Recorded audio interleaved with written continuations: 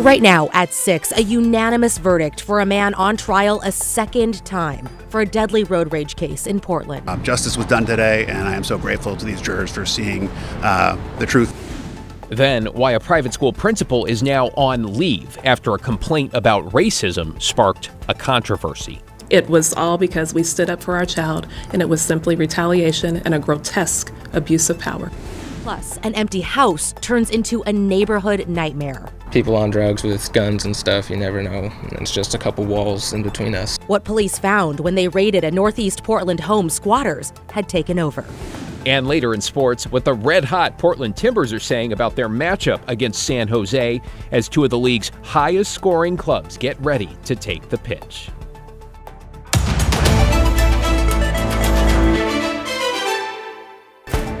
Good evening. It is Thursday, May 1st, otherwise known as May Day, with a day of rallies and protests across American cities from coast to coast, with a movement that traditionally advocates for the rights of workers and of immigrants taking on new urgency for many as a broader pushback against new policies from the Trump administration. Here's a live look at Pioneer Courthouse Square in the heart of downtown Portland, where a crowd formed on the bricks earlier this afternoon and really in the last few minutes has started to wrap up a bit.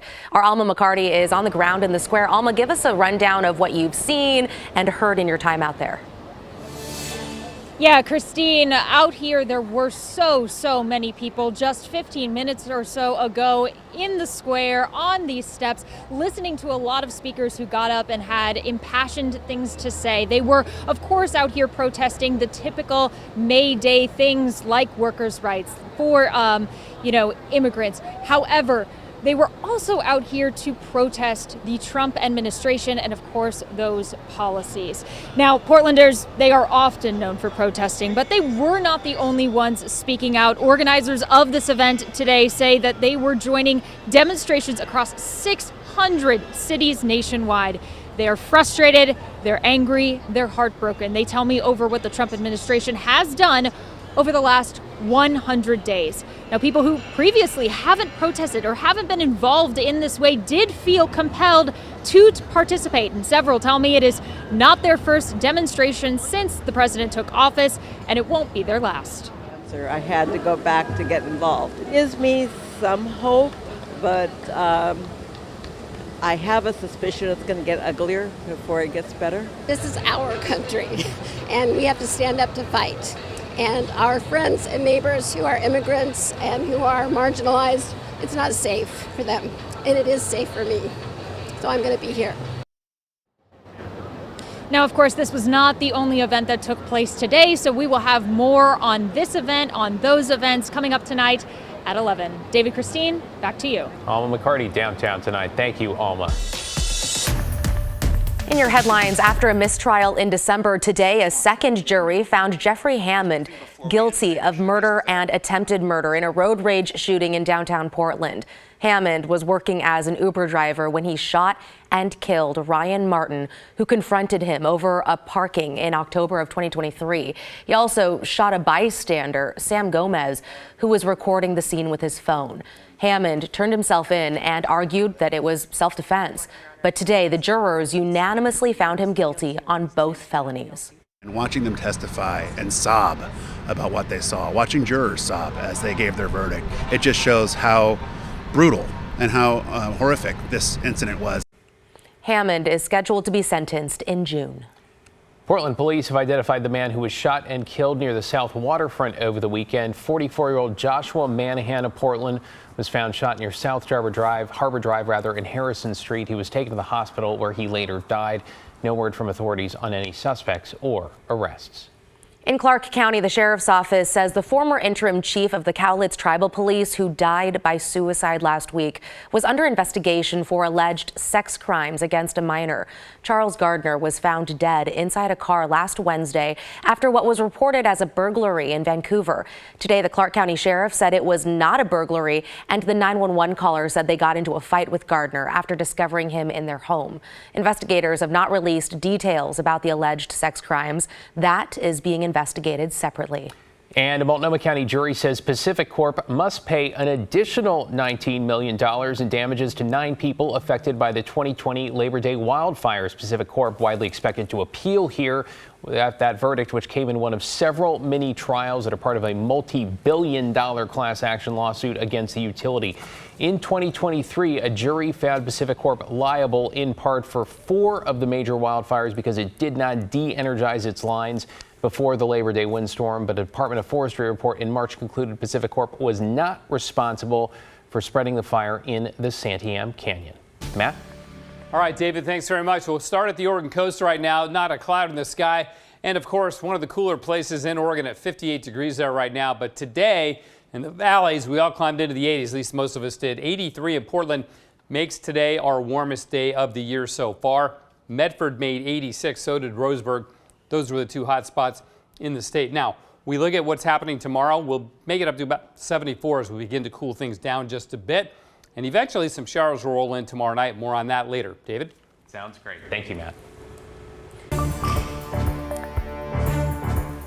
Now at 6, a family is demanding a local Catholic school take accountability after their son was expelled days after he reported being called a racial slur on campus. Well, this evening, the school's principal is now on leave with her lawyer saying it is for her personal safety after she received emails, he says, with a threatening tone. Celine Stevens is live at the Madeline School in Northeast Portland. Celine, this sounds sensitive and potentially complicated. Walk us through what you know.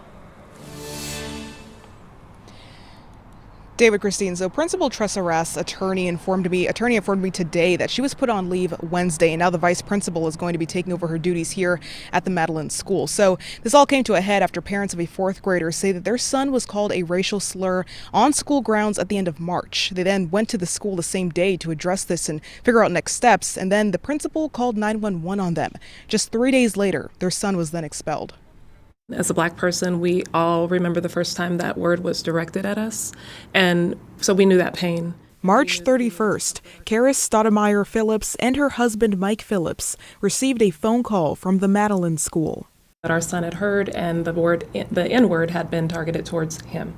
The couple rushed to the school to check on their son and comfort him. They also wanted to know what the school was going to do, but instead, they say they were met with pushback from Principal Tressa Rass. We were just wanting answers, and she stated that, if we don't trust her, then we can take him out. He can go somewhere else. She yelled at us, "If you don't trust me, then why do you even have him at the school?" is what she said to us. They were handed this notice about staff response to bias incident protocol. When they continued to question the school's policies and procedures, the couple says things escalated. And we knew what she was doing when she turned and started walking towards the phone, and we both said she's going to call the police. And I watched her fingers down 911. PPB says when they arrived, they were told they were no longer needed. So, and again, if it was a threat, how come it's fine now? Mm-hmm. You did that because you could. Mm-hmm. You did that because you understood the ramifications of it to me. And it's not right, it's not fair, and it could have turned out very different. 2 days later, the school informed them the investigation was over, and the parents expressed their disappointment through email. And then on Thursday at 5:09 p.m., we received an email from Father Bonaventure telling us that our partnership had been terminated, effective immediately, Thursday, April 3rd, 5:09 p.m. Our son now has nowhere to go to school. The news crushing the family, especially their son. And then we told him, you cannot go back to the Madeline. They've decided that you can no longer be a student at the Madeline. I don't know how long he cried. We were all crying.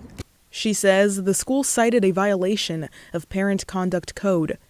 In the school's handbook, it states under normal circumstances, a child is not to be deprived of a Catholic education due to the attitude of parents, but situations could arise where the partnership of the school and parents is irretrievably broken. For standing up for our child. It was all because we stood up for our child, and it was simply retaliation and a grotesque abuse of power. Now, the family has legal representation, their attorney, who chose not to be on camera, explaining why it's necessary. I think it's important for them to make sure that this doesn't happen again to another child, and that if it does happen, then there are procedures and steps in place. The family and attorney stating what they are looking for is an apology, acknowledgement, and accountability. We need a formal public apology from the Madeline School and the parish and the Archdiocese of Portland. We want the resignation of Principal Rast. We want support services for this 10-year-old boy and the family.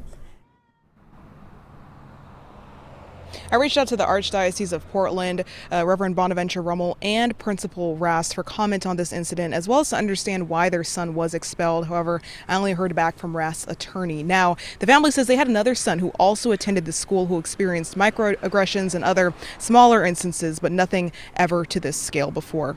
David, Christine. Celine Stevens reporting live from Northeast Portland. Thank you, Celine. Coming up tonight on The Story, call it a construction challenge, with the governor and Portland's mayor setting a goal of building 5,000 new homes in the Rose City and in the next 3 years. That's compared to where we are now at just about 800 a year. Blair Bast is here with us. Blair, how do they plan to essentially double development here? Yeah, so it really comes down to eliminating red tape. And currently there is a lot of it for developers looking to build in Portland. So the mayor wants to temporarily waive what's called system development charges, or SDCs, for the next 3 years. Basically, if a developer wants to build in Portland, they've had to pay that fee to cover any impact that the project would have to the city's infrastructure, like sewer, water, and streets. Those fees range anywhere from $15,000 up to $50,000. So it's no surprise that it's become one of the leading causes why so few housing units are being built in Portland. Now, the mayor wants to temporarily get rid of those to encourage developers to build. Right now, developers are ready to build 4,000 homes in Portland, but too many projects stall because of costs. Waiving SDCs can cut thousands of dollars the cost of building a home. This temporary waiver of system development charges is a strategic way to say we are open for business, that we need that help with the private sector to get these projects to pencil and get to construction. So tonight on The Story at 6:30, how much of the plan will be affordable, where it will be located, and the final hurdle that the mayor still has to get over to make this all happen. That's coming up next at 6:30. You knew there had to be a catch somewhere. Thanks so much, Blair.